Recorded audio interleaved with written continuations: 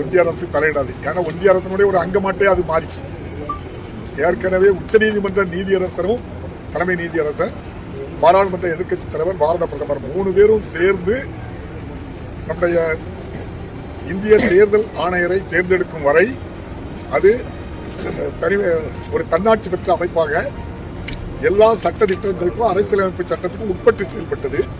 அதே மாண்புமிகு இன்றைய பாரத பிரதமர் அவர்கள் உச்ச நீதிமன்ற தலைமை நீதியரசரை நீக்கிவிட்டு தன் அமைச்சரவையில் ஒருவரை நியமித்து, இப்போது பாரத பிரதமர் அவர் அமைச்சரவையில் உள்ள ஒரு அமைச்சர், எதிர்க்கட்சி தலைவர், அப்படியானால் 2 பேர் ஒன்றிய அரசினுடைய பிரதிநிதியாக இருக்கின்றார்கள். அவர்கள் தான் இப்போது நம்முடைய இந்திய திருநாட்டினுடைய தேர்தல் ஆணையரை ஞானேஷ்குமார் அவர்களை நியமித்திருக்கின்றார்கள். ஆகவே அவர்கள் அதோடு நியமித்ததோடு மட்டுமல்ல, ஒரு வார்த்தையும் அதிலே சொல்லியிருக்கின்றார்கள்.